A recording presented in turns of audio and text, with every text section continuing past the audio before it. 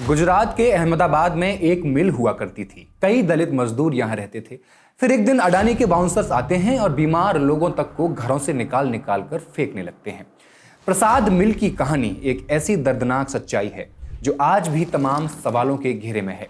इस मिल की जमीन जो कभी मजदूरों की जिंदगी का हिस्सा हुआ करती थी, आज वो एक नई साजिश का शिकार बन चुकी है।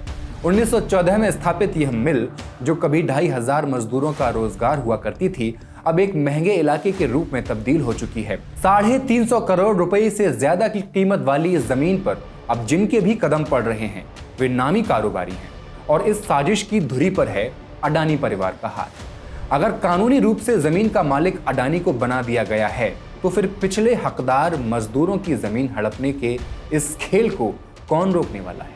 क्या यह सही है कि गरीबों को उनकी टेनेंसी राइट से बेदखल किया जा रहा है? पुलिस क्यों नहीं बता रही है कि ये अमानवीय कार्यवाही किसके आदेश पर की जा रही है और क्यों इन मजदूरों को अपने घरों से क्रूरतम तरीके से बाहर किया जा रहा है, उस राज्य में जिसके मॉडल को पूरे देश में विकास का मापदंड बताया जाता है? फैक्ट्स एंड फिगर्स के इस एपिसोड में आई विल एक्सप्लेन।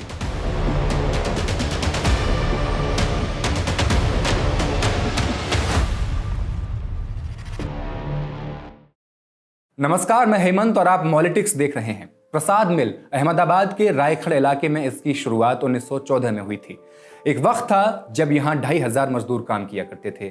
फिर 1988 में इसे दिवालिया घोषित कर दिया गया और 1998 में कोर्ट के कहने पर मिल की संपत्तियां बेच दी गई थी। असली कहानी यह है कि मिल की जो जमीन है वो करीब 37,000 स्क्वायर मीटर में फैली हुई है और अहमदाबाद के सबसे महंगे इलाकों में आती है।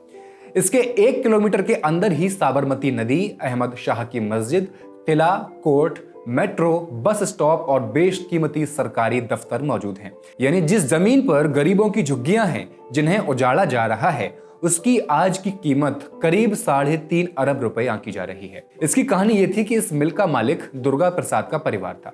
प्रसाद मिल में 461 मशीन्स और करीब 25,000 धागा बनाने वाली मशीनें थी। यहाँ कपड़ा बनाया जाता था। मिल घाटे में जाने लगी, कर्मचारियों की सैलरी रुक गई और एक वक्त ऐसा आया कि मिल को बंद कर दिया गया। जब ये मिल बंद हुई तब यहाँ करीब 1200 मजदूरों का रोजगार छिन गया था। कंपनी ने कोर्ट में बताया कि उसकी संपत्ति की अनुमानित कीमत करीब 8 करोड़ रुपए है, लेकिन कंपनी पर कर्ज भी बहुत था, जैसे ईपीएफ वगैरह जैसे दायित्वों का 4.25 लाख रुपए बकाया था और ये राशि उस वक्त यानी 80 के दशक में काफी होती थी। कंपनी पर आईडीबीआई और एसबीआई द्वारा दी गई सुविधाओं की बकाया राशि करीब 115 लाख रुपए थी। मिल का संचालन 1984 में ही बंद हो गया था और 1988 में वो मिल दिवालिया घोषित कर दी गई। जिन मजदूरों पर सबसे ज्यादा असर पड़ा वो मिल परिसर में रहने लगे। उनका कोई घर बार था नहीं। लगभग 80 परिवार आज भी वहीं रहते हैं जो कभी उस मिल के मजदूर हुआ करते थे। इनमें से ज्यादातर दलित समुदाय से आते हैं और सबसे बड़ी बात कि उनके पास टेनेंसी राइट्स भी हैं, यानी रहने का अधिकार भी है। लेकिन अब यह राइट्स छीनने की कोशिश हो रही है और इसके पीछे हैं बहुत ताकतवर लोग, अडानी। इस पे बाद में बात होगी। एक बार समझते हैं कि इस मिल के दिवालिया होने के बाद क्या क्या हुआ, कैसे कैसे हुआ। 1984 में पैसों की तंगी के चलते 12 जनवरी से मिल बंद करनी पड़ गई थी। इसके बाद मिल में काम करने वाले मजदूरों के यूनियन ने अपनी बकाया सैलरी के लिए अहमदाबाद के श्रम न्यायालय में शिकायत की। मिल का संचालन बंद हुआ लेकिन उसे दिवालिया घोषित नहीं किया गया था, तो कंपनी ने एक आखिरी कोशिश की। कोर्ट से गुहार लगाई कि उसे कुछ जमीन जायदाद गिरवी रखकर कर्ज लेने दिया जाए। मकसद था पुराने कर्ज चुकाना और कंपनी को कुछ वक्त तक और जिंदा रखना। फिर मजदूरों की तरफ से एक और याचिका दायर की गई जिसमें कहा गया कि कंपनी बंद हो चुकी है और उसकी संपत्तियां अब बेचने की हालत में हैं। कोर्ट ने कहा कंपनी को 22 फरवरी 1984 को नोटिस भेजा जाएगा। इसके बाद जब दोनों पक्षों की बात सुनी गई तो कोर्ट ने 23 फरवरी 1984 को एक और आदेश दिया। दो पक्ष यानी कि कंपनी का पक्ष और मजदूरों का पक्ष। अब इसमें कहा गया कोर्ट के द्वारा कि कंपनी के पास जो भी माल पट्टा जैसे कपड़ा वगैरह रॉ मटेरियल पड़ा हुआ है उसे बेचने का हक उसे होगा, लेकिन ये तभी मान्य होगा जब कंपनी सारा हिसाब किताब खुले और ईमानदार तरीके से रखेगी, ताकि उन पैसों से कर्मचारियों या कर्जदारों का भुगतान हो सकेगा। कंपनी ने गुजरात सरकार से कहा अब उन्हें दोबारा शुरू करने में सहायता दी जानी चाहिए, कंपनी फिर से शुरू करनी है। तो गुजरात सरकार ने 31 मई 1984 को बॉम्बे रिलीफ अंडरटेकिंग एक्ट 1958 की धारा 3 का इस्तेमाल करते हुए एक नोटिफिकेशन निकाला और कहा कि प्रसाद मिल को रिलीफ अंडरटेकिंग माना जाएगा। मतलब यह था कि 31 मई 1984 से जब तक सरकार चाहेगी तब तक कंपनी को कुछ राहत मिलेगी, जैसे न कोई कर्ज वसूली होगी, न कोई कोर्ट केस चलेगा, न किसी तरह का दबाव बनाया जाएगा। मिल को चलाने का जिम्मा दिया गया था एसबीआई और आईडीबीआई बैंक्स को। इस बीच मजदूरों को वेतन फिर से नहीं मिला और कंपनी की हालत भी नहीं सुधारी गई। 1984 के आखिरी महीनों तक एसबीआई और आईडीबीआई को भी लगने लगा कि अब मिल को चलाना मुश्किल है।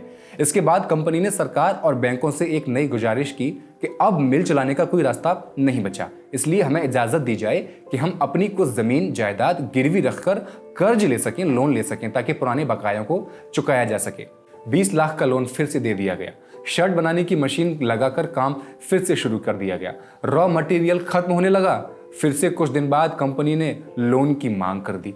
कोर्ट ने अब इस बार कह दिया कि अगर अब कोई नया लोन दिया भी जाता है तो इससे किसी कर्जदार या लोन देने वाले को फायदा नहीं होगा, बल्कि नए लोग और मजदूर इसकी चपेट में आ जाएंगे। इससे बेरोजगारी और नुकसान और ज्यादा बढ़ेगा।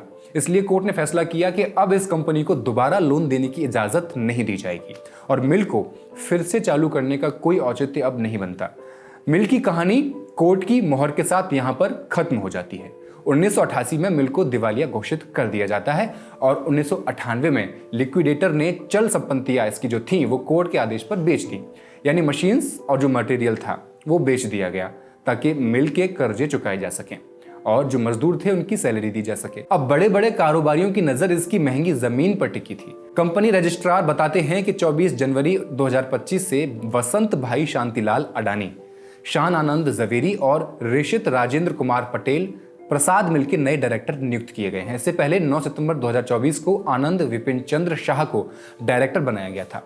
वसंत भाई अडानी गौतम अडानी के बड़े भाई हैं और अडानी एंटरप्राइजेस सहित दर्जनों कंपनियों में डायरेक्टर रह चुके हैं। वसंत भाई अडानी 30 जून 1994 से 12 अगस्त तक अडानी एंटरप्राइजेस के डायरेक्टर रहे हैं। अडानी एंटरप्राइज के अलावा वसंत भाई शांति कृपा एस्टेट प्राइवेट लिमिटेड के भी डायरेक्टर रहे हैं।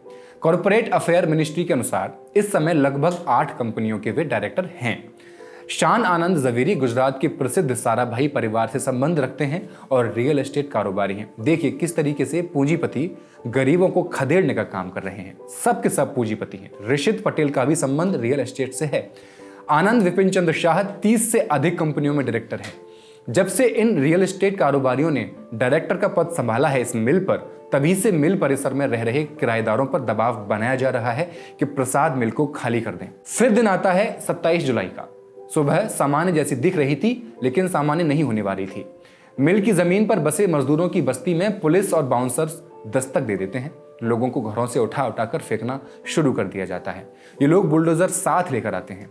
18 घरों को तोड़कर जमींदोज कर दिया जाता है और अधिकतर नाम दलित मजदूरों के होते हैं। इसमें मजदूरों को उनके घरों से बाहर करने के लिए प्रशासन ने हर संभव और अमानवीय प्रयास किया।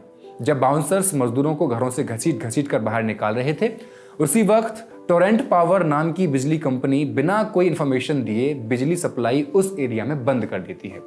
ये एक तरह से इलीगल था। बिजली की सप्लाई रोकने के बाद नगर निगम के कर्मचारी इलाके की ड्रेनेज व्यवस्था भी बंद कर देते हैं। अब इन परिवारों के पास न तो ठीक से शौचालय था, न बिजली, न रहने की जगह, क्योंकि बुलडोजर का पंजा घरों को लगातार नोच रहा था। लोगों ने इस क्रूर कार्रवाई के खिलाफ प्रदर्शन करना शुरू कर दिया, तो प्रशासन बीच में आ गया। मजदूर जानना चाहते थे कि ये बुलडोजर और बाउंसर्स किसके भेजे हुए हैं, तो पुलिस इंस्पेक्टर गोसाई ने आंदोलनकारियों को यह नहीं बताया कि बाउंसर्स को किसने भेजा है और पुलिस बंदोबस्त किसके कहने पर हुआ है। उन्होंने ये कहा, आरटीआई डाल दीजिए, रिकॉर्ड में जो है मिल जाएगा। कार्रवाई इतनी क्रूर थी कि मेहुल राठौड़ अपनी नानी से मिलने प्रसाद मिल पहुंचे हुए थे। उनकी नानी को पुलिस जबरदस्ती घसीट रही थी। मेहुल ने अपना मोबाइल निकाला और वीडियो बनाना शुरू किया, लेकिन पुलिस ने मोबाइल छीन लिया और मेहुल को पकड़कर अपने साथ ले गई। जब इस पूरे मामले पर सवाल उठे तो पुलिस इंस्पेक्टर ने कहा, हमारे पास उन सब के नाम हैं जिन्होंने सरकारी काम में टांग अड़ाई है, चाहे तो आज भी उन सब पर एफआईआर दर्ज कर सकते हैं। एक तरीके से धमकी थी। जब घर आंदोलन के कुछ सामाजिक कार्यकर्ता पीड़ितों के साथ पुलिस इंस्पेक्टर गोसाई से मिलने पहुंचे तो उन्होंने कहा, जो हुआ वो कानून के मुताबिक हुआ। मैं सरकार का नौकर हूं, जो हुक्म मिलेगा वही करूंगा। पीड़ितों के पास कोई कोर्ट का स्टे ऑर्डर नहीं था और मिल की तरफ से 7 दिन पहले नोटिस दे दिया गया था। लेकिन असली खेल ये था कि जमीन का मालिक जब अडानी को बना दिया गया था और पूरा मामला कानूनी कागजों में फिट कर दिया गया था, तो उसकी जानकारी मजदूरों को क्यों नहीं थी, वहां रहने वालों को क्यों नहीं थी। 85 साल के शंकर भाई का हाल ही में ब्रेन हेमरेज का ऑपरेशन हुआ था। शंकर भाई अपने घर में आराम से बैठे थे, बारिश हो रही थी। काले और गीले कपड़ों में एक निजी बाउंसर उनके घर में घुसा और बिना किसी परवाह के उन्हें कुर्सी सहित बाहर बारिश में फेंक दिया। एक 85 साल के बीमार आदमी को इस तरह बारिश में फेंक देना किसी जघन्य अपराध से कम है क्या? यह घटना केवल शंकर भाई के साथ नहीं हुई। वीरेंद्र भाई परमार जो इस मिल में रहते हैं बताते हैं, बस 2 दिन पहले ही अस्पताल से लौटे जीतू भाई नारायण भाई चौहान के साथ भी इन बाउंसर्स ने वही किया। उन्हें कुर्सी सहित बाहर फेंक दिया, जबकि उनकी नाक में लगी हुई थी, जैसे डॉक्टर ने एक दिन पहले ही निकाला था। उनकी 80 साल की मां निमोबेन चौहान को भी बाउंसर्स ने जबरदस्ती बाहर घसीटा। उनकी पोती को भी घसीटा गया। ये कहानी एक ऐसी संघर्षमय जिंदगी की है जो अपने अस्तित्व को बचाने के लिए एकजुट होकर लड़ रही है। ये बस्ती एक ऐसा इलाका था जहां दलित समुदाय के लोग अपने जीवन की कठिनाइयों से जूझते हुए अपनी गुजर बसर कर रहे थे। लेकिन जब यह बस्ती उजाड़ दी गई तो न केवल प्रशासन बल्कि अहमदाबाद के कई शक्तिशाली लोग भी इस साजिश में शामिल पाए गए। जब कानून और न्याय की परिभाषा ताकत के हिसाब से बदलने लगे तो सवाल बहुत पैदा होते हैं, और इन सवालों का जवाब सिर्फ सरकार और प्रशासन को देना है। क्या वो जवाब देंगे? क्या इन पीड़ितों को उनका हक मिलेगा? कमेंट सेक्शन में लिखकर जरूर बताएं और मॉलिटिक्स को सब्सक्राइब कर दें। शुक्रिया।